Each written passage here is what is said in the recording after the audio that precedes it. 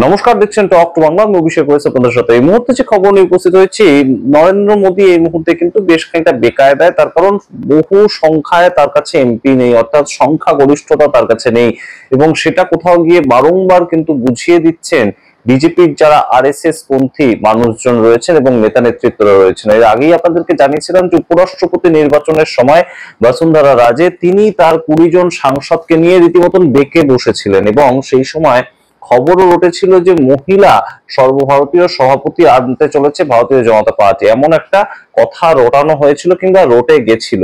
তার ভিত্তিতে আমরা দেখতে পেয়েছিলাম একদম হই হই করে সিপি রাধাকৃষ্ণন উপরাষ্ট্রপতি নির্বাচনে জিতলেন, অর্থাৎ সমস্ত বিজেপির যারা সাংসদ তারা আরএসএস পন্থী হোক কিংবা বসুন্ধরা রাজে পন্থী হোক, তারা সবাই ভোট দিয়েছিল, এটা পরিষ্কার হয়েছিল। কিন্তু দেশের প্রধানমন্ত্রী গেলেন, হাত জোর করলেন বসুন্ধরা রাজের সামনে মঞ্চের ওপর, কিন্তু বসুন্ধরা রাজে হাত জোর তো করলেনই না, রীতিমতন বিরক্ত দেখালো তাকে।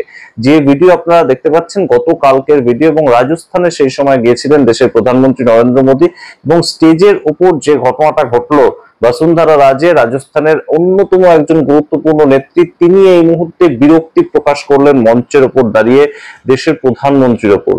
এটা কি শুধুমাত্র একটা তুচ্ছ ঘটনা, নাকি এর যে প্রভাব কিংবা এর যে বিস্তার সেটা সুদূর প্রসারী? এই নিয়ে আজকের এই বিস্তারিত প্রতিবেদন অত্যন্ত গুরুত্বপূর্ণ। তার কারণ আরএসএস এবং বিজেপির মধ্যে ওপর যতই সব ঠিক থাকুক না কেন, বিহার ভোটটা কিন্তু এই মুহূর্তে বড়সড় একটা ফ্যাক্টর।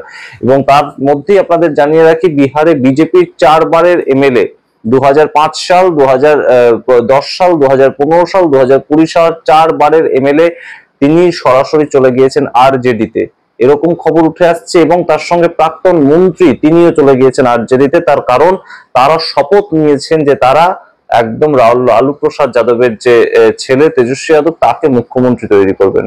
সামগ্রিকটা নিয়ে বেকায়দায় প্রধানমন্ত্রী নরেন্দ্র মোদী, বিজেপি এবং এনডিএ সরকার। সমস্তটাই বলবো, সমস্তটা নিয়ে বিস্তারিত প্রতিবেদন দেখতে থাকুন টক টু বাংলা। অবশ্যই টক টু বাংলা ইউটিউব চ্যানেলটিকে সাবস্ক্রাইব করে দিন। আপনারা জানেন যে এই মুহূর্তে বিহার ভোটটা যত এগিয়ে আসছে, নরেন্দ্র মোদীর কাছে ফাইটটা তত কঠিন হচ্ছে। তার কারণ বিহার ভোটের ওপর নির্ভর করছে তার প্রধানমন্ত্রিত্ব। কারণটা তো আপনারা জানেনই যে 12 জন সাংসদ দিয়ে নীতিশ কুমার একদম সাপোর্ট করেছেন বলে দেশের প্রধানমন্ত্রী হয়েছেন অষ্টাদশ লোকসভা নির্বাচনের পরবর্তী সময়।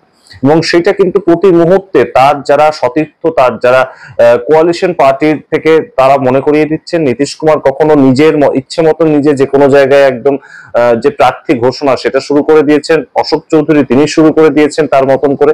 এবং অন্যদিকে আমরা চন্দ্রবাবু নাইডুর কথা না হয় নাই বললাম, কিন্তু এই মুহূর্তে বিহার ভোটের আগে যে ঘটনাগুলো বারংবার নক করছে যে দেশের প্রধানমন্ত্রী তার যে পাকারটা, তার যে ক্ষমতাটা তার সংগঠনের উপর, সেটা কিন্তু অনেকটা হালকা হচ্ছে। এবং সেই ছবিটা বারংবার কিন্তু উঠে আসছে সারফেসে।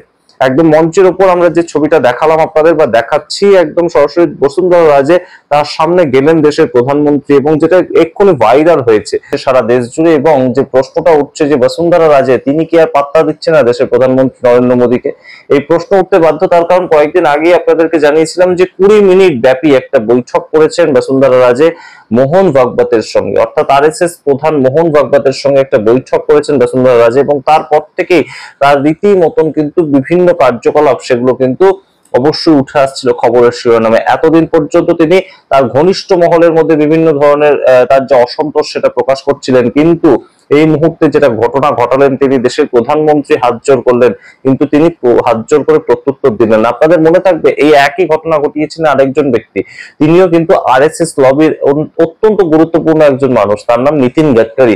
আপনারা মনে করে দেখুন সেই ছবি, একদম সংসদের অভ্যন্তরে দেশের প্রধানমন্ত্রী অপারেশন সিন্দুর নিয়ে বক্তব্য রেখে চলে যাচ্ছেন, এবং তখন তিনি হাত জোর করেন তার যে সতীর্থ তাদের দিকে তাকে হাত জোর করেন। তার সতীর্থ বলতে গৃহমন্ত্রী অমিত শাহ, প্রতিরক্ষা মন্ত্রী রাজনাথ সিং, এবং তার পাশেই বসছিলেন নীতিন গাডকারি। গৃহমন্ত্রী অমিত শাহ, রাজনাথ সিং এরা দুজনেই একদম হাত জোর করে প্রত্যুত্তর করেন। কিন্তু নীতিন গাডকারির সেদিনের যে পোজ সেটা কিন্তু আমাদের সবার মনে রাখার মতন, এবং সেটা নিয়ে বিতর্ক তৈরি হয়েছিল যে দেশের প্রধানমন্ত্রী যখন প্রণাম করছেন কিংবা হাত জোর করছেন, একদম সরাসরি অভিবাদন জানাচ্ছেন, তখন নীতিন গাডকারি পেছন থেকে হাত সামনে আনলেনই না। এই বিষয়গুলো কিন্তু আরো বড় হচ্ছে, আরো ঘুরে ফিরে বেড়াচ্ছে। তার কারণ অনেকেই মনে করছেন যে আরএসএস লবি এবং গুজরাট লবির মধ্যে একটা দূরত্ব আবারও তৈরি হয়েছে। তার কারণ হিসেবে বলা যেতে পারে, নীতিন গাডকারি কয়েকদিন আগেই বলেছিলেন যে জেপি নাড্ডা কবে সভাপতিত্ব ছাড়বেন সেটা জেপি নাড্ডাকে গিয়ে জিজ্ঞেস করুন, আমাকে কেন জিজ্ঞেস করছেন? এই সমস্ত তো সভাপতি জানেন যে কবে সভাপতিত্ব ছাড়বেন। তিনি সেই জায়গায় অন্য কোনো উত্তর দিতেই পারতেন, তিনি বলতে পারতেন যে এই ধরনের ঘটনা এর সঙ্গে আমি যুক্ত নই, সংগঠনের বিষয়গুলো অন্য কেউ দেখে, আমি মন্ত্রিত্ব দেখে, এই ধরনের কিছু বলে এড়িয়ে যেতে পারতেন। কিন্তু তিনি কি বললেন যে জেপি নাড্ডাকে গিয়ে জিজ্ঞেস করুন তিনি কবে তার গদি ছাড়বেন, তারপর তো অন্য কেউ সভাপতি হবে। সুতরাং অসন্তোষের ছবি বারংবার উঠে আসছে এবং একদম নীতিন গাডকারি, শিবরাজ সিং চৌহান, বসুন্ধরা রাজে তারা প্রত্যেকেই কিন্তু আরএসএস এর সঙ্গে অত্যন্ত ঘনিষ্ঠ এবং প্রত্যেকেই ক্লোজ ডোর মিটিং করেছেন সাম্প্রতিক কয়েক দিনের মধ্যে মোহন ভাগবতের সঙ্গে। কোন মোহন ভাগবত? যে মোহন ভাগবত 75 বছর হওয়ার পরেই গদি ছেড়ে দেওয়ার কথা বলেছিলেন, যদিও পরবর্তীতে তিনি তার অবস্থান থেকে সরে এসেছেন। তিনি কোনো মতেই নাকি নরেন্দ্র মোদীকে বলেননি উদ্দেশ্য করে, এই ধরনের বিশেষ কিছু বক্তব্য তিনি রেখেছেন। কিন্তু এই মোহন ভাগবত কিন্তু আদপেই চেয়েছিলেন যে সংগঠনের সমস্ত ক্ষমতা থাকবে আরএসএস এর হাতে, বিজেপির সংগঠনকে কন্ট্রোল করবে আরএসএস। এটা কিন্তু অবশ্যই সারা জীবন ধরেই একদম আরএসএস পন্থী মানুষ না হলে বিজেপির সংগঠনের মাথায় কিন্তু বসানো হয় না। যদি ক্রোনোলজি দেখা হয়, বিভিন্ন রাজ্যের ক্ষেত্রে দেখা হয়, রাজ্যের মুখ্যমন্ত্রী পর্যন্ত অন্য দল থেকে এনে করে দেওয়া হতে পারে বিজেপি শাসিত রাজ্যে, কিন্তু সংগঠনের মাথায় যারা থাকেন তাদের কিন্তু বেসিক যে জায়গাটা সেটা কিন্তু আরএসএস এর ব্যাকগ্রাউন্ডটাই হতে হয়।